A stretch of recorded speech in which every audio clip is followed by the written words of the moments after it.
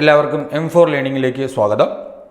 ഇന്ന് ഞങ്ങളിവിടെ ഡിസ്കസ് ചെയ്യാനായിട്ട് പോകുന്നത് UPSC സിവിൽ സർവീസ് മെയിൻസ് എക്സാമിലെ 4ാമത്തെ GS പേപ്പറായിട്ടുള്ള എത്തിക്സ് പേപ്പറിലെ ഒരു ടോപ്പിക്കുമായിട്ടാണ്.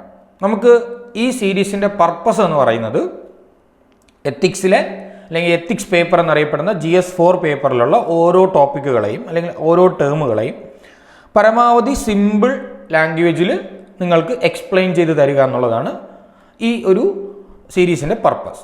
അപ്പോൾ ഇന്ന് നമ്മൾ എടുത്തിരിക്കുന്ന ടോപ്പിക് എന്ന് പറയുന്നത് ഇമോഷണൽ ഇൻ്റലിജൻസ് എന്ന ടോപ്പിക്കാണ്. വളരെ UPSCക്ക് വളരെ ഇഷ്ടമുള്ളൊരു ടോപ്പിക്കാണ്. UPSC പല വർഷങ്ങളിലും ഇതുമായിട്ട് ബന്ധപ്പെട്ട ക്വസ്റ്റ്യൻസ് ചോദിച്ചിട്ടുണ്ട്. കേസ് സ്റ്റഡിയുമായിട്ട് ബന്ധപ്പെട്ടും ഡയറക്റ്റ് ക്വസ്റ്റ്യനൊക്കെ ഒരുപാട് തവണ എന്ത് ചെയ്തിട്ടുണ്ട്, എക്സാമിന് ചോദിച്ചിട്ടുണ്ട്. ആയതുകൊണ്ട് തന്നെ ഇത് വളരെ ഇമ്പോർട്ടൻ്റ് ആയിട്ടുള്ള ടോപ്പിക്കാണ്. നമ്മളിതിൽ വളരെ സിമ്പിളായിട്ടാണ്, വളരെ ബേസിക് ആയിട്ടാണ് പറയാൻ ഉദ്ദേശിക്കുന്നത്. ആദ്യമായിട്ട് ഈ ടോപ്പിക്ക് കേൾക്കുന്ന ആൾക്കും ഈ കാര്യങ്ങൾ വ്യക്തമായിട്ട് മനസ്സിലാക്കാൻ പറ്റണം. അപ്പോൾ ഇതിന് മനസ്സിലാക്കുന്നതിന് വേണ്ടി കുറച്ച് ഫൗണ്ടേഷണൽ ആയിട്ടുള്ള കാര്യങ്ങളും ആവശ്യമുണ്ട്. അപ്പോൾ അതുകൊണ്ട് ആ ഫൗണ്ടേഷണൽ ആയിട്ടുള്ള കാര്യങ്ങൾ വരെ പറഞ്ഞുകൊണ്ടായിരിക്കും നമ്മൾ ഈ ക്ലാസ് മുന്നിലോട്ട് പോവുക. അപ്പോൾ നമുക്ക് ആദ്യമായിട്ട് ഇമോഷണൽ ഇൻ്റലിജൻസ് എന്താണെന്ന് മനസ്സിലാക്കണമെങ്കിൽ ഈ ഇമോഷണൽ ഇൻ്റലിജൻസ് നമുക്ക് ചുരുക്കി EI എന്ന് പറയാം. ഇമോഷണൽ ഇൻ്റലിജൻസിൽ 2 വാക്കുകളാണ് ഉള്ളത്. ഇമോഷൻ എന്നൊരു വാക്കുണ്ട്, ഇൻ്റലിജൻസ് എന്ന് പറയുന്നൊരു വാക്കുണ്ട്. അപ്പോൾ ആദ്യം നമുക്ക് എന്താണ് ഇമോഷൻ എന്ന് നോക്കാം. ഇമോഷൻ എന്ന് പറഞ്ഞാൽ ഒരു ജീവിക്ക് ഉണ്ടാകുന്ന ഫീലിംഗ് ആണ്. ഫീലിങ്സുകളെയാണ് നമുക്ക് എന്ത് പറയാൻ പറ്റുക, ഇമോഷൻസ് എന്ന് പറയാം. ഇപ്പോൾ ഫീലിങ്സിന് എക്സാമ്പിളായിട്ട് പറയുമ്പോൾ നിങ്ങൾക്ക് കുറച്ചുകൂടി ക്ലാരിറ്റി കിട്ടും. നമുക്ക് ഒരു മനുഷ്യന് അല്ലെങ്കിൽ ഒരു ജീവിക്ക് തോന്നുന്ന സന്തോഷം, അത് ഒരു ഇമോഷനാണ്. ഒരു വ്യക്തിക്ക് തോന്നുന്ന സങ്കടം, സാഡ്നെസ്, ഇമോഷനാണ്. ഒരു വ്യക്തിക്ക് തോന്നുന്ന ദേഷ്യം, ഇമോഷനാണ്, അല്ലെങ്കിൽ ഫീലിങ്സ് ആണ്. ഈ ഇമോഷൻ്റെ ഒരു സിനോണിം വേർഡാണ് ഫീലിങ്സ്. ഓക്കെ, നമ്മൾ ഭയങ്കര ഡെപ്തിലോട്ടൊന്നും വേണ്ട, നമ്മൾ റിസർച്ച് ഒന്നും ചെയ്യേണ്ട. സോ ഇമോഷൻ എന്ന് പറഞ്ഞാൽ ഒരു വ്യക്തിക്ക് അല്ലെങ്കിൽ ഒരു ജീവിക്ക് ഉണ്ടാകുന്ന ഫീലിംഗ് ആണ്. ഈ ഫീലിംഗ് എക്സാമ്പിളുകളാണ് ഹാപ്പിനെസ്, സാഡ്നെസ്, ആങ്കർ എന്നൊക്കെ പറയുന്നത്. അപ്പോൾ അതുപോലെ നമുക്കൊരു ഇമോഷനെ പറയാം ഗ്രീഫ് എന്ന് പറഞ്ഞാൽ ഒരു ഇമോഷനാണ്. ഇതൊരു മിക്സ്ചർ ഓഫ് ഇമോഷനാണ്. മിക്സ്ചറാണ്. ആരുടെയൊക്കെ മിക്സ്ചറാണെന്ന് ചോദിച്ചു കഴിഞ്ഞാൽ നമുക്ക് ഇതിനകത്ത് സാഡ്നെസ് കാണും, അതോടൊപ്പം തന്നെ നമുക്ക് ദേഷ്യവും കാണും. ഇപ്പോൾ ഒരു വ്യക്തിക്ക് എന്തെങ്കിലും ഒരു നഷ്ടപ്പെട്ട ഒരു സിറ്റുവേഷൻ, ഒരു ലോസ്റ്റ് ആയിട്ടുള്ള കണ്ടീഷനിൽ നിൽക്കുവാണ്, ഏതെങ്കിലും അവൻ ഇഷ്ടപ്പെട്ട ഒരു സാധനം അവൻ്റെ കയ്യിൽ നിന്ന് നഷ്ടപ്പെട്ടു പോയി. അങ്ങനെ ഇപ്പോൾ നമ്മൾ വളരെ വളരെ ആഗ്രഹിച്ച് എഴുതിയ എക്സാം എനിക്ക് പാസ്സാകാൻ പറ്റിയില്ല, ഞാൻ വളരെ പ്രതീക്ഷിച്ചിരുന്ന എക്സാമിന് എനിക്ക് ക്വാളിഫൈ ചെയ്യാൻ പറ്റില്ല. അപ്പോൾ നമുക്ക് എന്തൊക്കെ തോന്നും, സങ്കടം തോന്നും, അതോടൊപ്പം തന്നെ നമുക്ക് ദേഷ്യവും തോന്നും. അപ്പോൾ അങ്ങനത്തെ ഒരു ഇമോഷനെ നമുക്ക് എന്ത് പറയാം, ഗ്രീഫ്. ആ ഒരു വേർഡാണ് ഗ്രീഫ് എന്ന ഇമോഷൻ. നമ്മൾ ഹാപ്പിനെസ്, സാഡ്നെസ്, ആങ്കർ എന്നൊക്കെ പറയുന്ന പോലെ ഒരു ഇമോഷനാണ് ഗ്രീഫ്. അതൊരു ചെറിയ സിമ്പിളായിട്ടുള്ള ഇമോഷനുകൾ. ഈ ഇമോഷനുകളെ നമുക്ക് എന്ത് പറയാം, സിമ്പിൾ ഇമോഷൻ എന്നോ ബേസിക് ഇമോഷനുകളെന്നോ പറയാം. ഈ പറഞ്ഞതിന് നമ്മളൊരു മിക്സ്ചർ ഓഫ് സിമ്പിൾ അല്ലെങ്കിൽ ബേസിക് ഇമോഷനാണ്. സോ അതുകൊണ്ട് ഈ ഇമോഷനുകളെ നമുക്ക് എന്ത് പറയാം, കോംപ്ലക്സ് ഇമോഷനുകൾ എന്ന് പറയാം. അപ്പോൾ ഇമോഷനുകളെ നമുക്ക് 2ആയിട്ട് ക്ലാസിഫൈ ചെയ്യാം. എന്തൊക്കെയാണ് മക്കളെ, സിമ്പിൾ ഇമോഷൻ, അല്ലെങ്കിൽ സിമ്പിൾ ഇമോഷൻ്റെ മറ്റൊരു പേരാണ് ബേസിക് ഇമോഷൻസ്, അല്ലെങ്കിൽ നമുക്ക് എന്ത് പറയാം, അല്ലാതെ മറ്റൊന്ന് എന്താണ്, കോംപ്ലക്സ് ഇമോഷനുകൾ. ഇപ്പോൾ എക്സാമ്പിൾ പറഞ്ഞു കഴിഞ്ഞാൽ നിങ്ങൾക്കറിയാം, ആങ്കർ എന്ന് പറയുന്നത് ഒരു സിമ്പിൾ ഇമോഷനാണ്, സാഡ്നെസ് എന്ന് പറയുന്നത് ഒരു സിമ്പിൾ ഇമോഷനാണ്. ഈ രണ്ടിൻ്റെയും കൂടിയുള്ള മിക്സ്ചറാണ് നമുക്ക് എന്ത് പറയാൻ പറ്റും, ഗ്രീഫ്. അപ്പോൾ അതിൽ ആരൊക്കെയുണ്ട് മക്കളെ, ആങ്കറും ഉണ്ട്, ആരുമുണ്ട്, സാഡ്നെസ്സും ഉണ്ട്.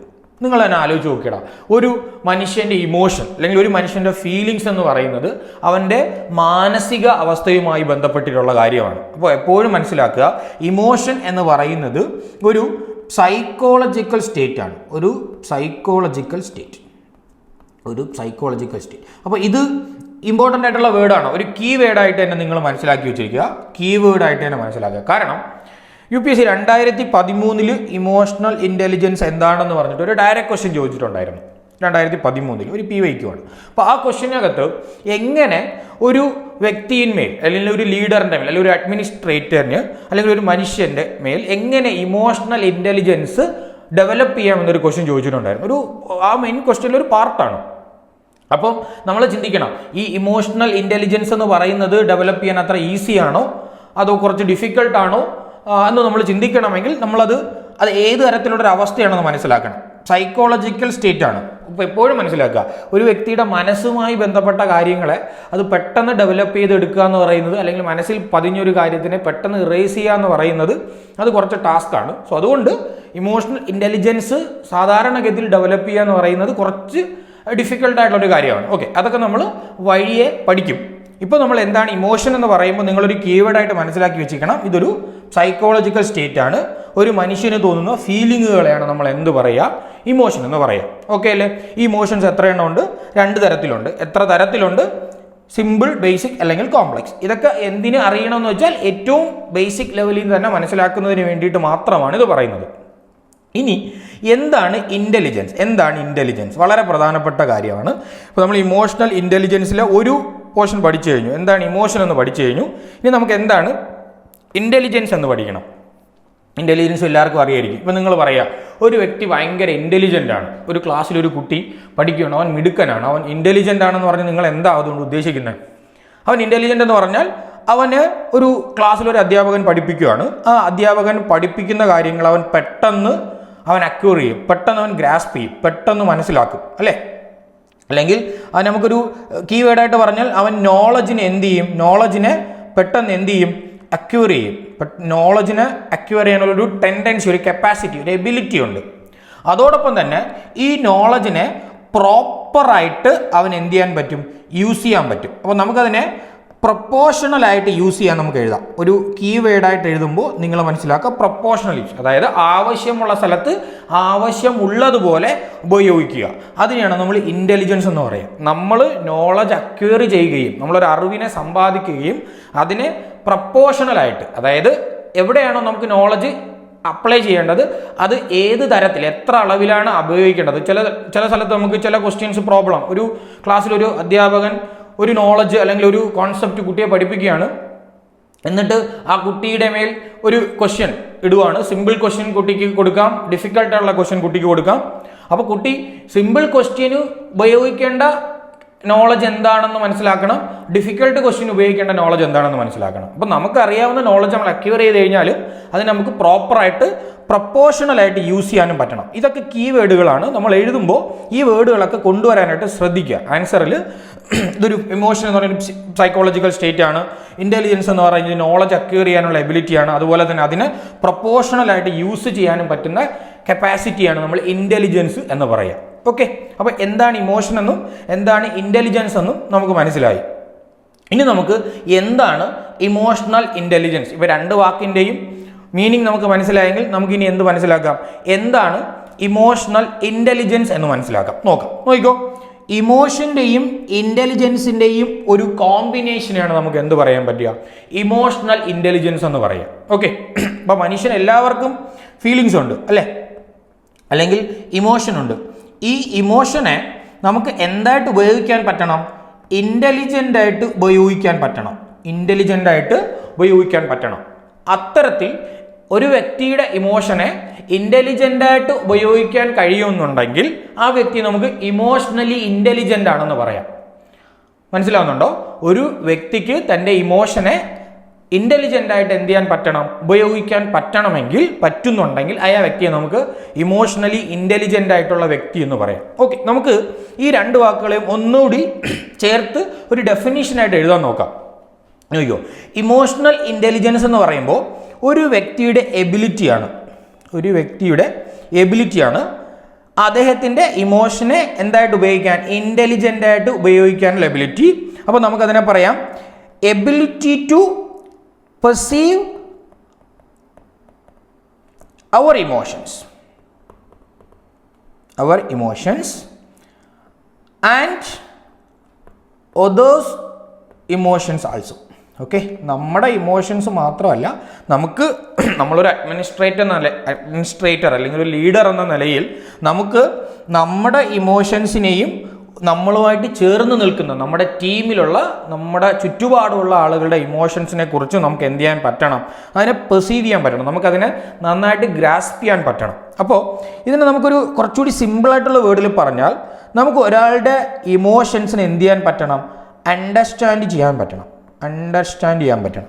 ഈ അണ്ടർസ്റ്റാൻഡിനേക്കാൾ കുറച്ചുകൂടി നല്ല വാക്ക് നമ്മൾ എഴുതേണ്ടത് കോംപ്രിഹെൻഡ് എന്നാണ്. കോംപ്രിഹെൻഡ് ആക്കാൻ പറ്റണം. ഈ ഒരു അണ്ടർസ്റ്റാൻഡ് എന്ന് പറഞ്ഞാൽ ഒരു സർഫസ് ലെവലിൽ നിന്ന് മനസ്സിലാക്കുക ഒരാളുടെ ഇമോഷൻസ്. ഇപ്പോൾ നിങ്ങളുടെ മുന്നിലേക്കൊരു ആവശ്യക്കാരൻ വരുവാണ്, നിങ്ങളൊരു സിവിൽ സർവൻ്റാണ്, അല്ലെങ്കിൽ നിങ്ങളൊരു ജില്ലാ കളക്ടറാണെന്ന് കരുതുക. അപ്പോൾ നിങ്ങളുടെ മുന്നിലേക്കൊരു ഉദ്യോഗസ്ഥൻ ആയിക്കോട്ടെ, അല്ലെങ്കിൽ ഒരു ആവശ്യമായിട്ടൊരു സാധാരണ ഒരു വ്യക്തി വരുവാണ്. അപ്പോൾ ആ വ്യക്തിയുടെ ഇമോഷൻ എന്താണ്, ആ വ്യക്തി സംസാരിക്കുന്നതിൻ്റെ കാരണം എന്താണ്, ആ വ്യക്തി ഇപ്പോൾ നിങ്ങളോടൊരു ദേഷ്യത്തിൽ സംസാരിക്കാവാം, ചിലപ്പോൾ വളരെ സങ്കടത്തിൽ സംസാരിക്കുവാം, ചിലപ്പോൾ വളരെ നിരാശയിൽ സംസാരിക്കാം.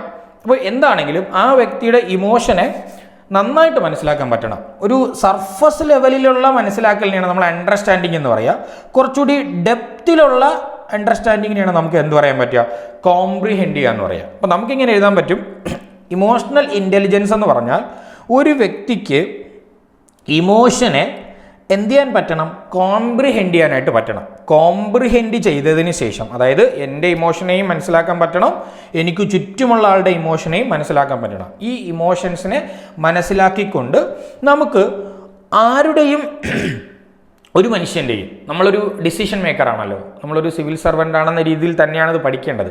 ഒരു സിവിൽ സർവൻ്റ് അല്ലെങ്കിൽ ഒരു ലീഡറിന് വേണ്ട ഏറ്റവും വലിയൊരു ക്വാളിറ്റി ആണല്ലോ ഈ ഇമോഷണൽ ഇൻ്റലിജൻസ് എന്ന് പറയുന്നത്. അപ്പോൾ നമുക്ക് നമ്മുടെ ഇമോഷനെയും നമ്മുടെ ചുറ്റുമുള്ള ആളുകളുടെയും, നമ്മുടെ കൂടെയുള്ള ആളുകളുടെയും, നമ്മുടെ ഗ്രൂപ്പിലുള്ള ആളുകളുടെയും, നമ്മുടെ ഓഫീസിലുള്ള ആളുകളുടെയും, നമ്മളെ കാണാൻ വരുന്ന ആളുകളുടെയും ഇമോഷൻസിനെ മനസ്സിലാക്കാനും കോംപ്രിഹെൻഡ് ചെയ്യാനും അതിനെ ഇൻ്റലിജൻ്റായിട്ട് ഉപയോഗിക്കാൻ പറ്റണം. ഞാൻ പറഞ്ഞ് മനസ്സിലാവുന്നുണ്ടോ? ഇൻ്റലിജൻ്റായിട്ട്, അതായത് അതിനെ മനസ്സിലാക്കാനുള്ള കഴിവുണ്ട്, അതിനെ നമുക്ക് പ്രപ്പോർഷണേറ്റ് ആയിട്ട് ഉപയോഗിക്കാൻ പറ്റണം. ഇപ്പോൾ എനിക്ക് ചില കാര്യങ്ങൾ കേൾക്കുമ്പോൾ എനിക്ക് പെട്ടെന്ന് ദേഷ്യം വരും.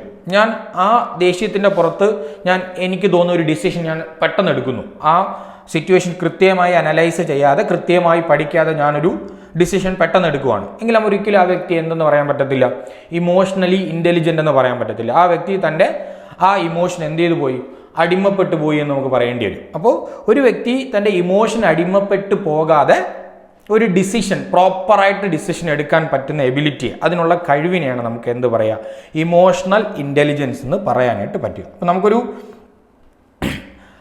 വേർഡായിട്ട്, ഒരു ഡെഫിനീഷനായിട്ട് എഴുതണമെങ്കിൽ നമുക്ക് പറയാം, ഇമോഷണൽ ഇൻ്റലിജൻസ് എന്ന് പറയുന്നത് എബിലിറ്റി ടു അണ്ടർസ്റ്റാൻഡ്. കൊടുച്ചു, ഇനി നല്ല വാക്ക് ഞാൻ പറഞ്ഞതാണ്, എന്താണ്, ability to comprehend our emotions and others emotions and act empathetically to get a positive result. Okay, ഒരു പോസിറ്റീവ് റിസൾട്ട് കിട്ടുന്ന രീതിയിൽ നമുക്ക് എംപതറ്റിക്കലി ആക്ട് ചെയ്യാൻ പറ്റുന്നുണ്ടെങ്കിൽ നമ്മുടെ ഇമോഷൻസിനെയും മറ്റൊരാളുടെ ഇമോഷൻസിനെയും മനസ്സിലാക്കി നമുക്ക് എംപതറ്റിക്കലായിട്ട്, എംപതറ്റിക്കൽ എന്ന് പറഞ്ഞാൽ നിങ്ങൾക്ക് എല്ലാവർക്കും അറിയാം എന്താണ് എംപതറ്റിക്കൽ എന്ന് പറഞ്ഞാൽ. ഒരു വ്യക്തി നിങ്ങളെ കാണാൻ വരുവാണ്. അപ്പോൾ നിങ്ങളൊരു സിവിൽ സർവൻ്റാണ്, ഡിസ്ട്രിക്ട് കളക്ടറായിട്ട് ഇരിക്കുവാണെന്ന് വിചാരിക്കുക. നിങ്ങളെ കാണാൻ വേണ്ടി ഒരു വ്യക്തി വരുവാണ്. ഈ വ്യക്തി വളരെ സങ്കടത്തോടെ പറയുവാണ്, എന്തെങ്കിലും ഒരു ആവശ്യം പറയുവാണ്. അപ്പോൾ നിങ്ങൾ ഈ വ്യക്തിയോട് എമ്പതി തോന്നുന്നു എന്ന് പറഞ്ഞാൽ, ഈ എമ്പതി എന്നൊരു വാക്കുണ്ട്, സിമ്പതി എന്ന വാക്കുണ്ട്. രണ്ടും രണ്ട് വാക്കാണ്, രണ്ട് കോൺസെപ്റ്റുകളാണ്. ഇപ്പോൾ നിങ്ങൾക്ക് ഈ വ്യക്തിയെ, നിങ്ങളൊരു ഡിസ്ട്രിക്ട് കളക്ടറായിട്ട് ഇരിക്കുവാണ്, നിങ്ങളൊരു വ്യക്തി കാണാൻ വരുന്നു, ആ വ്യക്തിയുടെ ആവശ്യം നിങ്ങളോട് പറയുന്നു. അപ്പോൾ നിങ്ങൾ പറയണം, അയ്യോ വ്യക്തിയുടെ സങ്കടം, ഒരു അവസ്ഥയുണ്ട്, വീടില്ലാത്ത ആളാണെന്ന് കരുതുക. ഒരു കുട്ടിക്കൊരു, ഇയാൾക്കൊരു വീട് വേണം, വീടിൻ്റെ അവസ്ഥ പറയാനാണ് നിങ്ങളുടേക്ക് വരുന്നത്.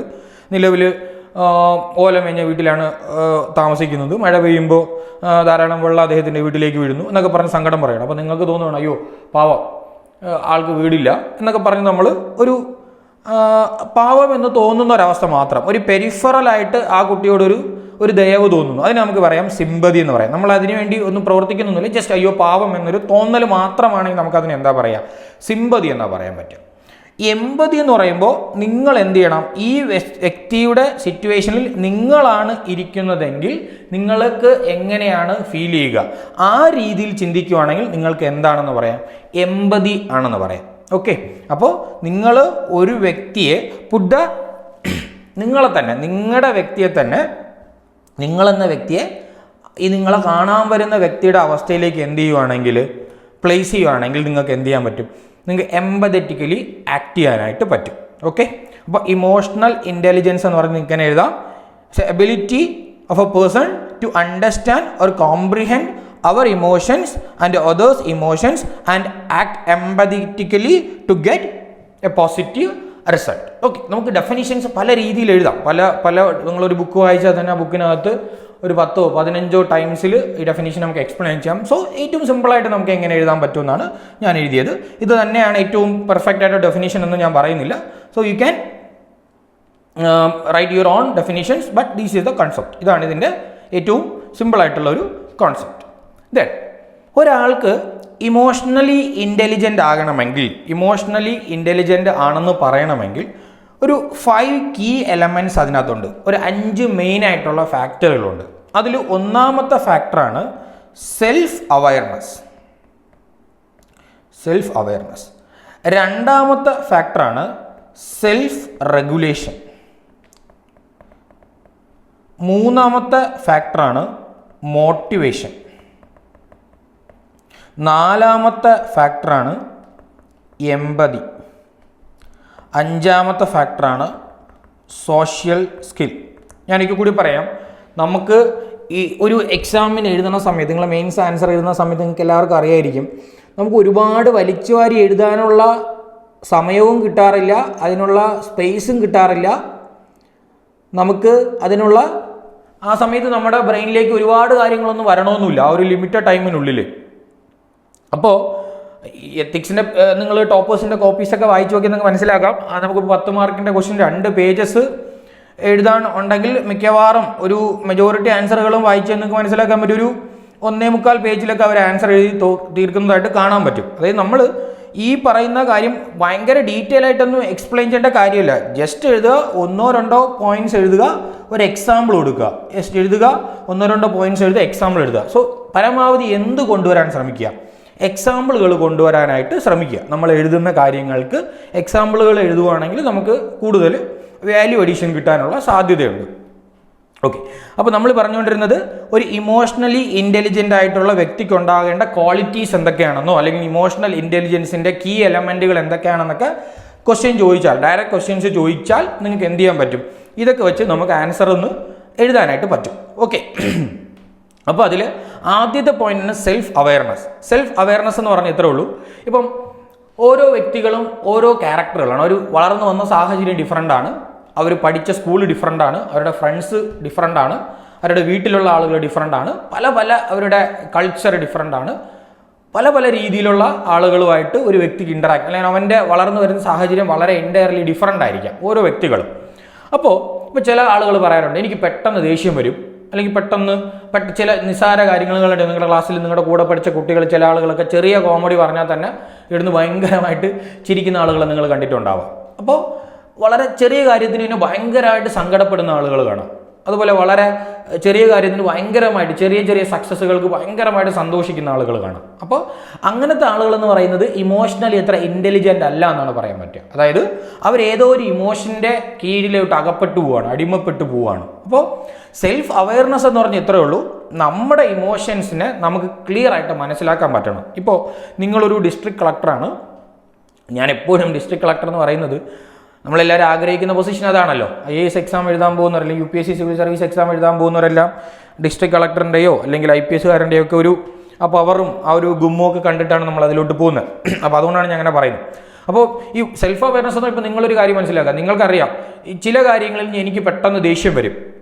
ഇപ്പം ഒരാൾ നിങ്ങളെ കാണാൻ വരുമ്പോൾ, ഇപ്പം നിങ്ങളൊരു IPS ഉദ്യോഗസ്ഥനാണെന്ന് കരുതുക, നിങ്ങളുടെ മുന്നിലേക്ക് നിങ്ങളുടെ ഒരു താഴെയുള്ള ഒരു സബോർഡിനേറ്റ് വരുവാണ്. അപ്പോൾ അദ്ദേഹത്തിൻ്റെ യൂണിഫോം നന്നായിട്ട് വിയർ ചെയ്തിട്ടില്ല, യൂണിഫോമിൽ എവിടെയൊക്കെയോ ചെറിയ മിസ്റ്റേക്കുകളുണ്ടെന്ന് നിങ്ങൾക്ക് തോന്നുന്നു.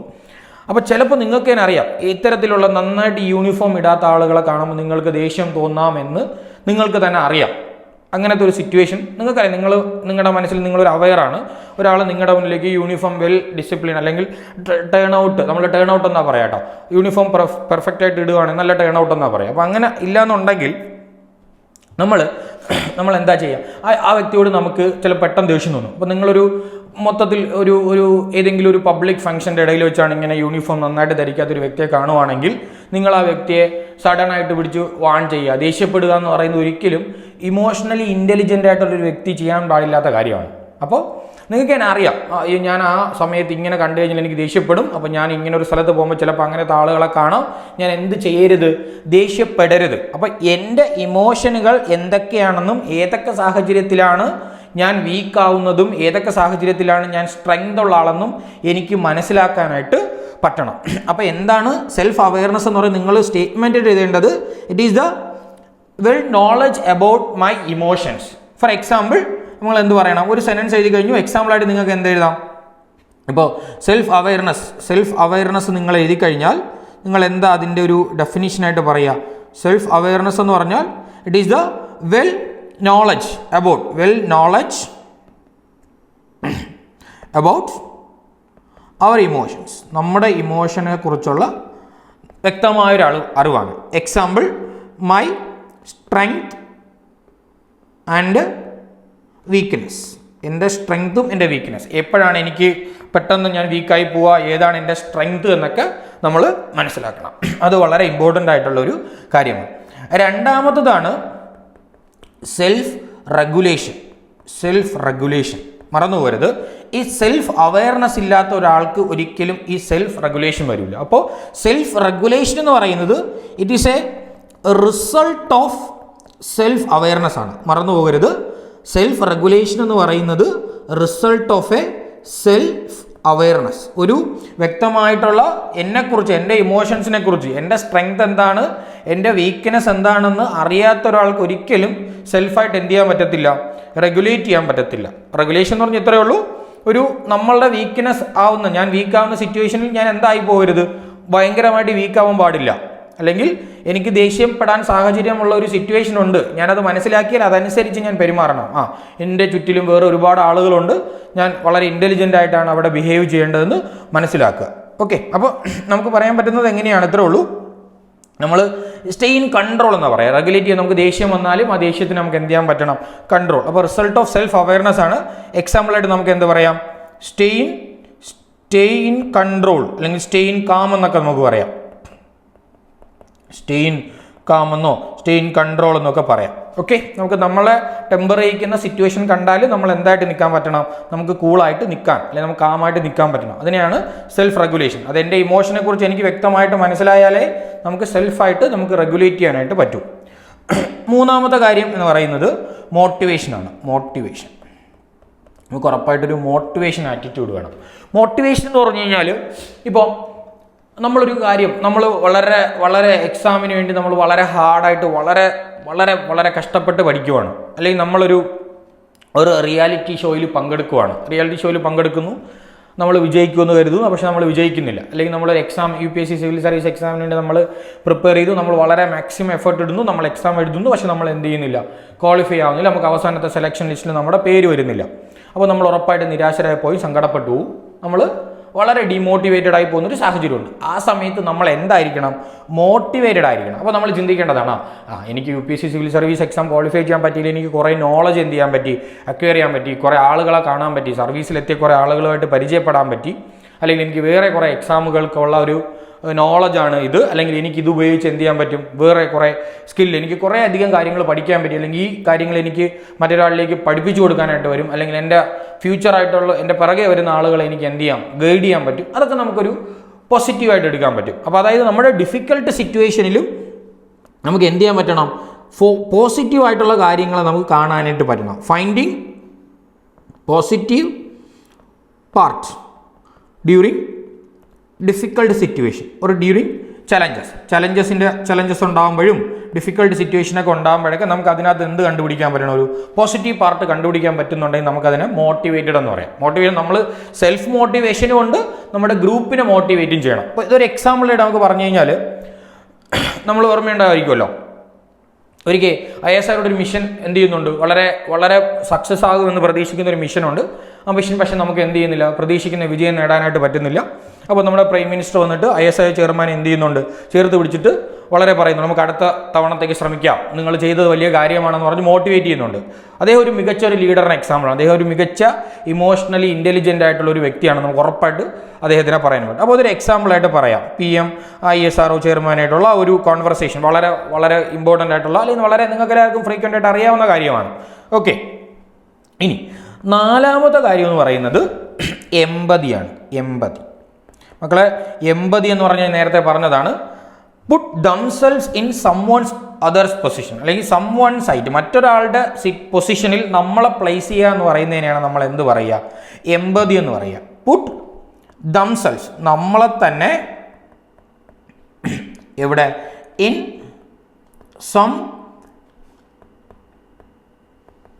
സംവൺസ് പൊസിഷൻ, മറ്റൊരാളുടെ പൊസിഷനിൽ എന്ത് ചെയ്യുക, നമ്മളെ തന്നെ പ്ലേസ് ചെയ്യുന്നതിനെ നമുക്ക് എന്ത് പറയാൻ പറ്റും, എമ്പതി എന്ന് പറയാൻ പറ്റും. ഇപ്പോൾ ഞാൻ നേരത്തെ എക്സാമ്പിളോട് പറഞ്ഞതാണ്. അപ്പോൾ നിങ്ങളൊരു ഡിസ്ട്രിക്ട് കളക്ടറാണ്, എക്സാമ്പിളായിട്ട് പറയുവാണ്. ഇപ്പോൾ നിങ്ങളൊരു ഡിസ്ട്രിക്ട് കളക്ടറാണ്, നിങ്ങളെ കാണാൻ ഒരു വീടില്ലാത്തൊരു വ്യക്തി വരുവാണ്. അപ്പോൾ നിങ്ങൾ ആ വ്യക്തിയുടെ സ്ഥാനത്ത് നിന്ന് നിങ്ങൾ ആ സിറ്റുവേഷനെ കാണുകയാണെങ്കിൽ, മനസ്സിലാക്കുകയാണെങ്കിൽ നിങ്ങൾ എന്തെന്ന് പറയാൻ പറ്റും, എമ്പതറ്റിക് ആണെന്ന് പറയാൻ പറ്റും. അത് ഉറപ്പായിട്ട് നിങ്ങൾ എന്തായിരിക്കണം, എമ്പതറ്റിക് ആയിരിക്കണം. നിങ്ങൾ എമ്പതറ്റിക് ആയിട്ടുള്ള ഒരാളാണെങ്കിൽ മാത്രമേ നിങ്ങൾക്ക് ഇമോഷണലി ഇൻ്റലിജൻ്റ് ആണെന്ന് പറയാനായിട്ട് പറ്റൂ. അടുത്ത് നിങ്ങൾക്കുണ്ടായിരിക്കേണ്ട ഒരു കഴിവാണ് സോഷ്യൽ സ്കില്ല് വേണം. വളരെ വളരെ വളരെ ഇമ്പോർട്ടൻ്റ് ആയിട്ടുള്ളൊരു കാര്യമാണ് സോഷ്യൽ സ്കില്ല്. എന്താണ് സോഷ്യൽ സ്കില്ലെന്ന് പറഞ്ഞാൽ ഇത്രേ ഉള്ളൂ, നിങ്ങൾക്ക് എന്ത് ചെയ്യാൻ പറ്റണം, നിങ്ങളുടെ കാര്യങ്ങൾ വ്യക്തമായി കമ്മ്യൂണിക്കേറ്റ് ചെയ്യാൻ പറ്റണം. നിങ്ങൾ എന്താണ് ഉദ്ദേശിക്കുന്നതെന്ന് നിങ്ങൾക്ക് നിങ്ങളുടെ കൂടെയുള്ള ആളുകളോടും നിങ്ങളെ കാണാൻ വരുന്ന ആളുകളോടും വ്യക്തമായി കമ്മ്യൂണിക്കേറ്റ് ചെയ്യാൻ പറ്റണം. അതിനെയാണ് സോഷ്യൽ സ്കിൽ എന്ന് പറയുക. അപ്പം social skill means maintaining good relationship എന്നൊക്കെ പറയാം. മെയിൻറ്റെയിനിങ്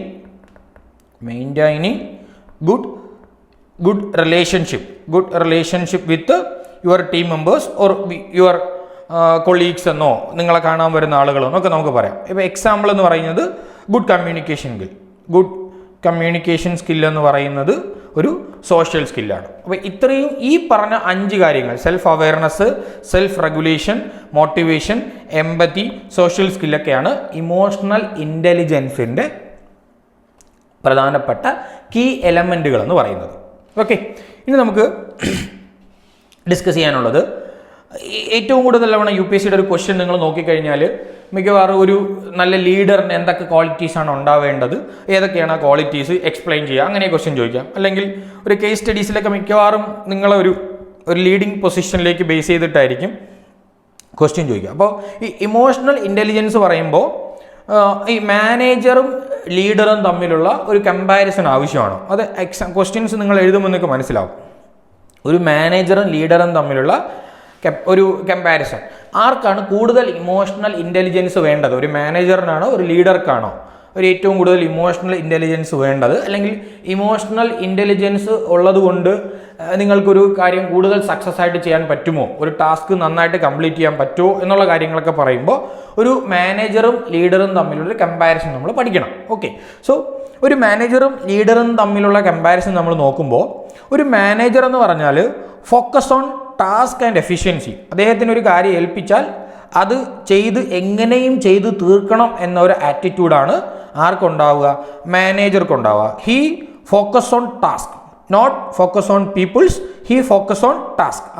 അദ്ദേഹത്തിന് ഏൽപ്പിച്ചിരിക്കുന്ന ജോലി എങ്ങനെ എഫിഷ്യൻ്റ് ആയിട്ട് ചെയ്യാം എന്നുള്ളതിലാണ് അദ്ദേഹം നോക്കുന്നത്. അപ്പോൾ അതിനുവേണ്ടി അദ്ദേഹം പ്ലാൻ പ്രിപ്പയർ ചെയ്യും, ഓർഗനൈസ് ചെയ്യും, അദ്ദേഹം അവിടെ ഉള്ള റിസോഴ്സുകളെ കൺട്രോൾ ചെയ്ത് അതിനെ യൂസ് ചെയ്യും. സോ പിന്നെ ആ ഒരു സിസ്റ്റം പെർഫെക്റ്റ് ആയിട്ട് നടന്നു പോകുന്നുണ്ടോ അതിനെ എംഫസൈസ് ചെയ്യും. അവിടെ നടക്കുന്ന സ്റ്റെബിലിറ്റി ഓർഡറിനെയൊക്കെ കൂടുതലായിട്ട് പെർഫെക്റ്റ് ആയിട്ട് ഒരു ഓഫീസിനകത്തുള്ള സിറ്റുവേഷൻ, നിങ്ങളൊരു ഓഫീസ് കൺസിഡർ ചെയ്യുക, നിങ്ങൾ ഓഫീസിലെ ഹെഡാണെന്ന് കരുതുക, നിങ്ങളുടെ താഴെ ഒരു മാനേജറുണ്ട്, നിങ്ങൾ പറയാണ് നാളെ ഉച്ചയ്ക്ക് മുൻപ് ഇന്ന ഒരു ടാസ്ക് ചെയ്ത് തീർക്കണമെന്ന് നിങ്ങൾ പറയുവാണ്. നിങ്ങൾ മാനേജറെ വിളിച്ചാണ് പറയുക. അപ്പോൾ മാനേജർ നേരെ അദ്ദേഹത്തിൻ്റെ കീഴിലുള്ള ജോലിക്കാരെല്ലാവരെയും വിളിച്ചൊരു മീറ്റിംഗ് കൂടുന്നു. ലീഡർ നമ്മുടെ ചീഫ് പറയുന്നത് ഇങ്ങനെയാണ്, നിങ്ങൾ ഏത് പൊസിഷൻ, നിങ്ങളവിടുത്തെ CEO ആണെന്നിരിക്കട്ടെ, സാർ പറയുന്നത് ഇങ്ങനെയാണ്, നാളെ ഉച്ചയ്ക്ക് മുൻപ് നമുക്ക് ഈ ടാസ്ക് കംപ്ലീറ്റ് ചെയ്യണം. ചിലപ്പോൾ നിങ്ങൾ പറയും ഈ ടാസ്ക് കംപ്ലീറ്റ് ചെയ്ത ആളെ നമ്മൾ ടെർമിനേറ്റ് ചെയ്യുമെന്നോ, അല്ലെങ്കിൽ ഇത് എങ്ങനെയും ചെയ്ത് തീർത്തേ പറ്റൂ, നിങ്ങൾ നൈറ്റ് ജോലി ചെയ്യുകയോ ജോലി ചെയ്യാതിരിക്കുകയോ എന്താണെന്ന് എനിക്കറിയത്തില്ല, പക്ഷേ നാളെ ഉച്ചയ്ക്ക് മുൻപ് ഈ ജോലി എന്ത് ചെയ്യണം, ചെയ്ത് തീർക്കണം എന്ന് നിങ്ങളെ ജോലിയിൽ മാത്രം നിങ്ങളപ്പോഴേക്കും ഒരു വ്യക്തി പറയണം, സാറേ ഞാൻ ഇന്ന് വൈകുന്നേരം ലീവ് ചോദിച്ചിരുന്നു, എനിക്ക് ലീവ് അത്യാവശ്യമാണ്, എൻ്റെ വീട്ടിൽ ഇങ്ങനെ ഒരു ഇഷ്യൂസ് ഉണ്ട്, അപ്പോൾ എനിക്ക് പോയേ പറ്റൂ എന്ന് പറയണം. അപ്പോൾ നിങ്ങൾ മാനേജറാണെങ്കിൽ നിങ്ങൾ എന്താ പറയുക, അതൊന്നും എനിക്കറിയണ്ട, പോയാലും പോയില്ലെങ്കിലും നാളെ ഉച്ചയ്ക്ക് മുൻപ് എനിക്ക് ആ ടാസ്ക് എന്ത് ചെയ്തിരിക്കണം, കംപ്ലീറ്റ് ചെയ്യണം. അപ്പോൾ ഒരു മാനേജർ എന്ന് പറഞ്ഞാൽ അദ്ദേഹം എന്തിന് മാത്രം ഫോക്കസ് ചെയ്യുന്ന ആളാണ്, ആ ടാസ്കിൽ മാത്രം ഫോക്കസ് ചെയ്യുന്ന ആളാണ്. അതേസമയം ഒരു ലീഡർ എന്ന് പറയുന്ന ആൾ ഫോക്കസ് ചെയ്യുന്നത് ടാസ്ക് ആണെങ്കിലും അദ്ദേഹം കൂടുതൽ ഫോക്കസ് ചെയ്യുന്നത് പീപ്പിൾ ഓറിയൻറ്റഡ് ആയിരിക്കും.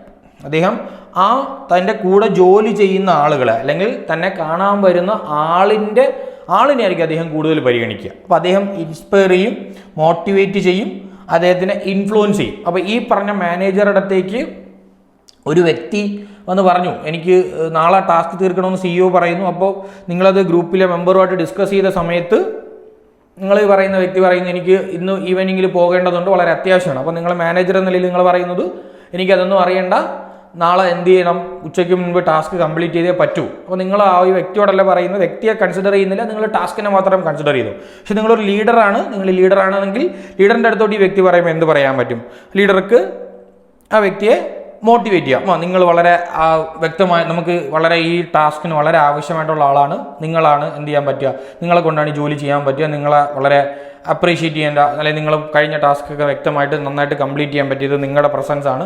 അപ്പോൾ നിങ്ങൾ എങ്ങനെയെങ്കിലും എന്ത് ചെയ്യാൻ പറ്റണം, ഈ ഒരു രീതിയിൽ നമ്മളെ കൂടെ ചെയ്യണം. ആ രീതിയിലൊക്കെ അദ്ദേഹത്തിനെ പറഞ്ഞ് ഇൻസ്പയർ ചെയ്യുക, മോട്ടിവേറ്റ് ചെയ്യുക. അപ്പോൾ ചിലപ്പോൾ അദ്ദേഹം എന്ത് ചെയ്യും, എനിക്ക് കുറച്ച് ചെറിയ എക്സ്ക്യൂസുകളൊക്കെ മതിയായിട്ട് വളരെ അദ്ദേഹത്തിൻ്റെ ഒരു മൊറയിൽ നന്നാക്കി എടുക്കാനായിട്ട് പറ്റും.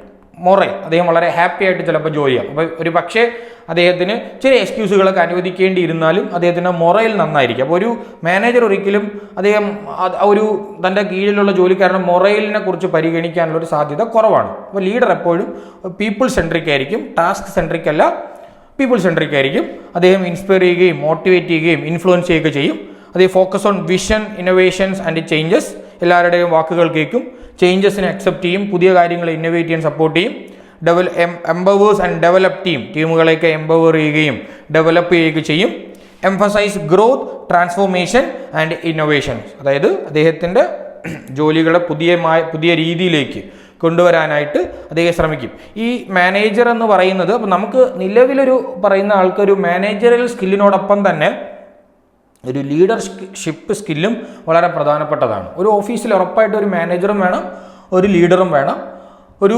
വെറും ലീഡറായി മാത്രം നമുക്ക് ആ ഒരു സക്സസ് ഉണ്ടാക്കാനും പറ്റത്തില്ല, വെറും മാനേജറായാലും മാത്രം എന്ത് ചെയ്യാൻ പറ്റത്തില്ല, നമുക്ക് സക്സസ് ഉണ്ടാക്കാൻ പറ്റത്തില്ല. അപ്പോൾ ഒരു മാനേജർ വിത്ത് ഇമോഷണൽ ഇൻ്റലിജൻസ് ആണ് നമുക്ക് എന്ത് പറയാൻ പറ്റുക, ഒരു നല്ല ലീഡർ എന്ന് പറയാനായിട്ട് പറ്റും. ഓക്കെ, അപ്പോൾ നമുക്കൊരു പ്രീവിയസ് ഇയർ ക്വസ്റ്റ്യൻ നോക്കാം. What is emotional intelligence? നമുക്കതിൻ്റെ ആൻസർ ചെയ്യാൻ പറ്റും. How can it developed in people? How does it help in individual in taking ethical decision? Okay, അപ്പോൾ ഇതിനകത്ത് എത്തിക്കൽ ഡിസിഷൻ എന്ന് പറയുന്നൊരു സംഭവം വരുന്നുണ്ട്, നമ്മളത് ഡിസ്കസ് ചെയ്തിട്ടില്ല. സോ എന്താണ് ഇമോഷണൽ ഇൻ്റലിജൻസ് നിങ്ങൾക്ക് ആൻസർ ചെയ്യാൻ പറ്റും. എങ്ങനെയാണ് ഇത് ഡെവലപ്പ് ചെയ്യാൻ പറ്റുക എന്ന് നമുക്ക് പറയാൻ പറ്റും. ഞാൻ പറഞ്ഞല്ലോ, ഇതൊരു സൈക്കോളജിക്കൽ സ്റ്റേറ്റ് ആണ്. അപ്പോൾ അത് ഡെവലപ്പ് ചെയ്യുന്നത് അത്രത്തോളം ഈസി അല്ല. എങ്കിലും നമ്മൾ നോർമലി പറയുന്നത് നമ്മുടെ ഏജ് കൂടുന്നതനുസരിച്ച്, അല്ലെങ്കിൽ നമുക്ക് മെച്യൂരിറ്റി വരുന്നതനുസരിച്ച് നമുക്ക് ഇമോഷണൽ ഇൻ്റലിജൻസ് കൂടുമെന്നാണ്. ഒരു സയൻറ്റിഫിക് ആയിട്ടുള്ള പ്രൂഫൊന്നുമില്ല, ബട്ട് നമുക്ക് ജനറലി പറയാം. പിന്നെ നമുക്ക് എന്ത് ചെയ്യാം, നമുക്ക് ആദ്യം ഉറപ്പായിട്ട് പറയാൻ പറ്റും, നമ്മുടെ ഫാമിലിയിൽ നിന്ന് നമുക്ക് എന്ത് ചെയ്യാം, കുറച്ച് ഇമോഷണലി ഇൻ്റലിജൻസ് ആയിട്ടുള്ള കുറേ കാര്യങ്ങൾ പഠിക്കാൻ പറ്റും. നമ്മുടെ ഫ്രണ്ട്സിൻ്റെ അടുത്ത് നിന്ന് കിട്ടും. അതുപോലെ തന്നെ നമ്മുടെ സ്കൂളുകളിൽ നിന്ന് നമുക്ക് ഡെവലപ്പ് ചെയ്യാൻ പറ്റും. നമുക്ക് ട്രെയിനിങ്ങിലൂടെ നമുക്ക് എന്ത് ചെയ്യാൻ പറ്റും, ഇത് കുറച്ച് ഡെവലപ്പ് ചെയ്തെടുക്കാൻ പറ്റും. അങ്ങനെ നമുക്കൊരു 4-5 പോയിന്റ് എഴുതുക. അപ്പോൾ ഇമോഷണൽ ഇൻ്റലിജൻസ് ഇതിപ്പോൾ 10 മാർക്കിനാണ്. അപ്പം നിങ്ങൾക്ക് എത്ര പേജ് എഴുതണം? 2 പേജസ് നിങ്ങൾ എഴുതണം. അപ്പോൾ എന്താണ് ഇമോഷണൽ ഇൻ്റലിജൻസ് എന്നൊരു ഇൻട്രൊഡക്ഷൻ എഴുതുക. ദെൻ എങ്ങനെ ഡെവലപ്പ് ചെയ്യുക എന്ന് പറയുമ്പോൾ നിങ്ങൾ ഇറ്റ് ക്യാൻ ബി ഡെവലപ്ഡ്, കുറച്ച് ഒരു സൈക്കോളജിക്കൽ സിറ്റുവേഷനാണ്. അപ്പം ഇത് ഡെവലപ്പ് ചെയ്യാൻ അത്രത്തോളം ഈസി അല്ല എന്നൊക്കെ പറഞ്ഞിട്ട്, എങ്കിലും നമുക്കിത് എന്ത് ചെയ്യാം, ഡെവലപ്പ് ചെയ്യാം എന്ന് പറഞ്ഞിട്ട് നമുക്ക് ഒരു 4-5 പോയിന്റുകളായിട്ട് ഈ പറയുന്ന ഫാമിലി, നമ്മുടെ ഫ്രണ്ട്സ്, സ്കൂള്, ട്രെയിനിങ്, ഇതൊക്കെ നമുക്ക് അതിനകത്ത് എഴുതാൻ പറ്റും. അപ്പോൾ നമുക്ക് ഏകദേശം ഒരു അടുത്ത പേജിൻ്റെ സ്റ്റാർട്ടിങ്ങിലെത്താം. ദെൻ നമുക്ക് അടുത്ത് എന്ത് ചെയ്യാൻ പറ്റും, ഇതെങ്ങനെയാണ് ഒരു എത്തിക്കൽ ഡിസിഷൻ എടുക്കാൻ സഹായിക്കുന്നതെന്ന് നമുക്ക് നോക്കാൻ പറ്റും. സോ അപ്പോൾ ആദ്യം നിങ്ങൾ പറയേണ്ടത് ഒരു എത്തിക്കൽ ഡിസിഷൻ എന്താണെന്നാണ്. ഡിസിഷൻ എന്ന് പറഞ്ഞാൽ ഒരു തീരുമാനമാണ്. എത്തിക്കൽ ഡിസിഷൻ എന്ന് പറഞ്ഞാൽ, എത്തിക്കൽ ഡിസിഷൻ, ഇപ്പം നിങ്ങൾക്ക് ഒരു കാര്യത്തിന് നിങ്ങൾക്ക് ഡിസിഷൻ എടുക്കേണ്ടി വരുന്നു.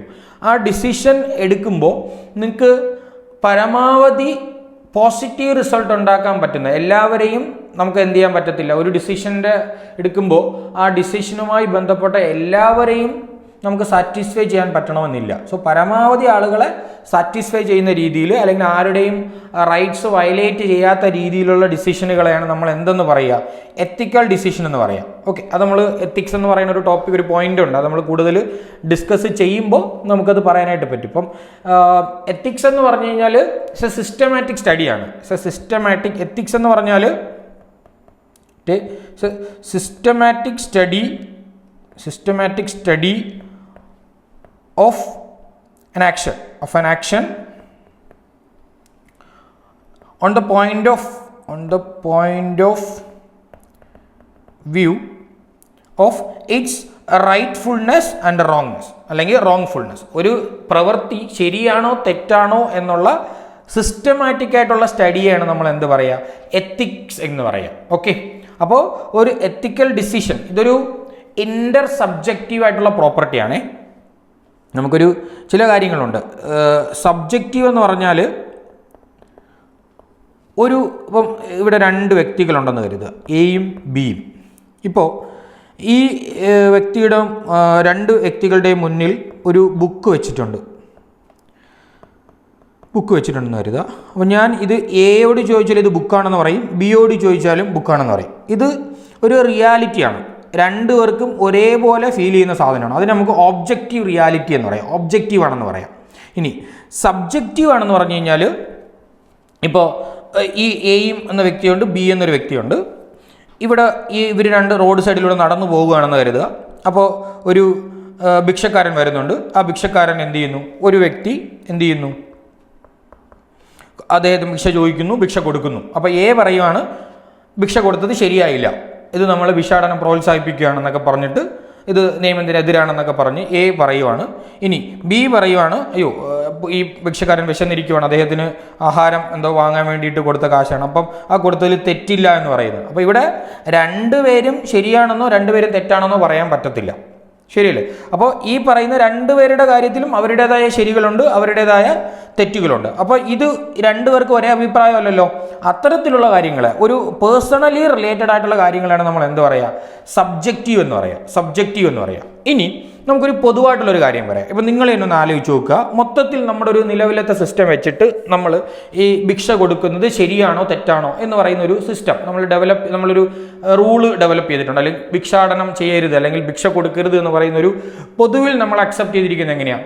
ഒരു 100 ആളുകളെടുത്താൽ നമ്മൾ ചോദിച്ചാൽ ഒരുവിധപ്പെട്ട കുറച്ച് എഡ്യൂക്കേഷനിൽ കുറച്ച് അറിയാവുന്ന ആളുകൾ പറയും ഭിക്ഷ കൊടുക്കരുത് എന്നാണ് പറയുക. കാര്യം എന്താണ്?